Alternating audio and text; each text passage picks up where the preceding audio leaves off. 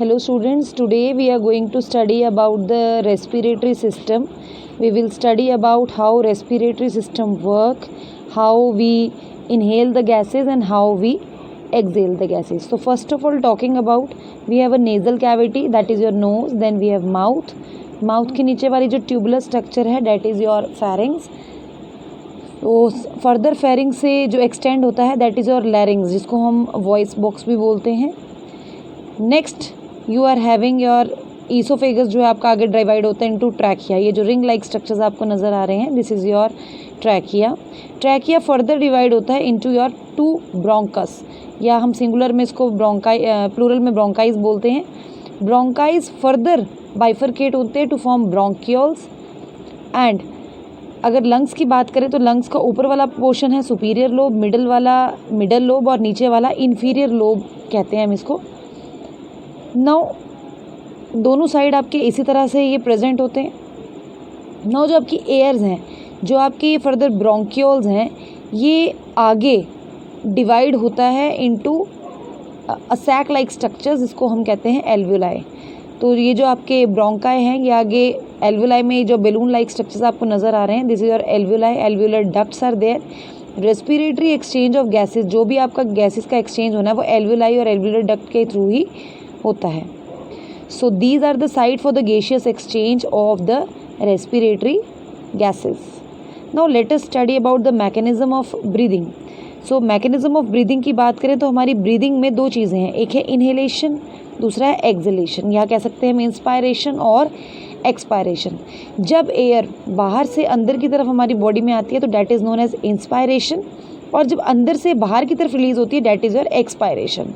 So let's talk about inspiration. Atmospheric pressure is 760 mercuric pressure and it is the main cause of our breathing. तो हमारा atmospheric pressure हमारा breathing का main cause है.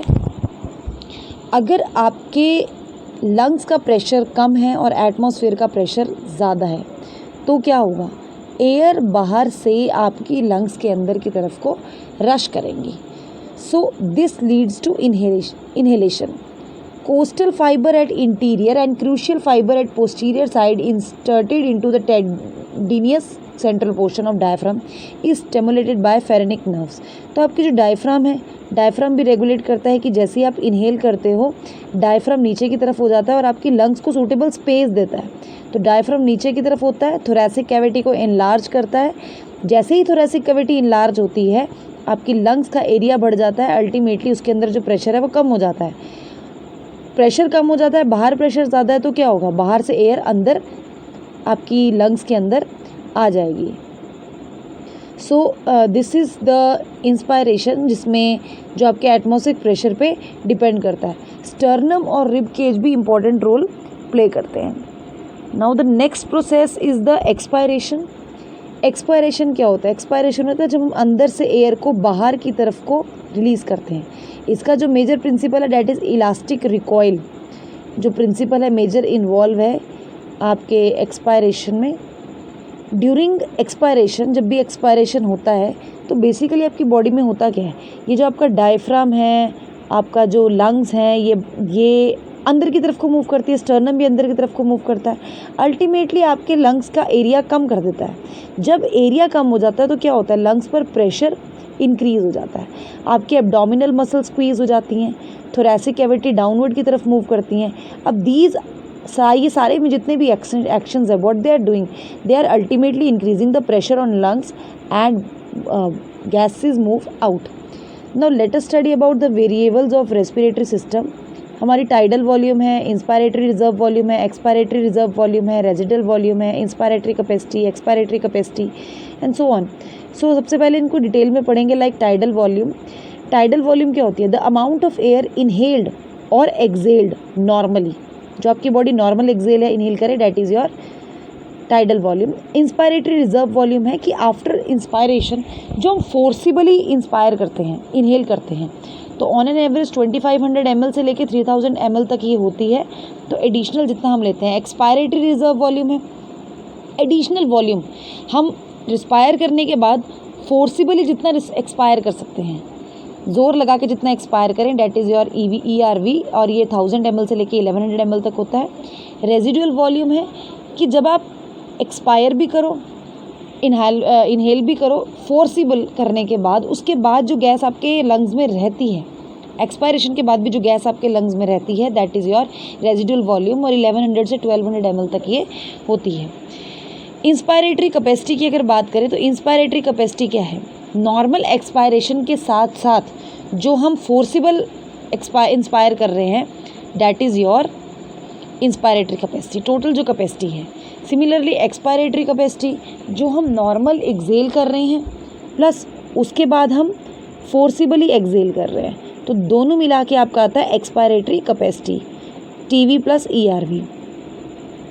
Now the next one is functional residual capacity, volume of air that remain in lungs after normal expiration. Normal expiration के बाद जो air lungs में रह जाती है, that is your functional residual.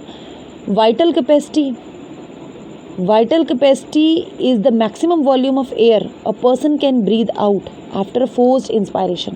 forced inspiration मतलब पूरी एक सांस निकालने के बाद जो टोटल सांस लेते हैं। now total lung capacity, ये फोर्स इंस्पायरेशन के बाद जितनी आप एयर ऑफ वॉल्यूम आप बॉडी उसमें एक्यूमुलेट कर सकते हो।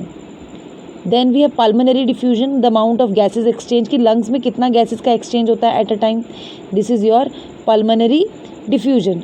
सो एयर जो लंग्स में प्रेजेंट है, ऑक्सीजन का एक्सचेंज होना है, कार्बन डाइऑक्साइड आपकी लंग्स में वापस आनी है, ऑक्सीजन जो है लंग्स से निकल कर बॉडी में जानी है, जितनी भी ये गैसेस का एक्सचेंज होता है, this is known as pulmonary diffusion.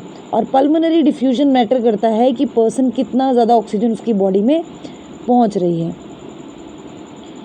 So additional atria Venus oxygen difference means कि आपका आर्टरीज में और वीनस में ऑक्सीजन का डिफरेंस कितना है, means O2 in blood of arteries और O2 इन ब्लड वेन्स, ये कितना है।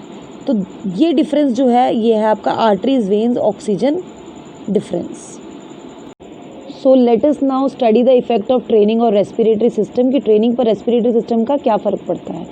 जैसे कि हम एक्सरसाइज करते हैं, हम एक्सरसाइज और ट्रेनिंग, एक्सरसाइज में शॉर्ट टर्म इफेक्ट्स होते हैं, लेकिन ट्रेनिंग जो है वो लॉन्ग टर्म इफेक्ट आपकी बॉडी पर डालता है। So let's begin with difference between exercise and training.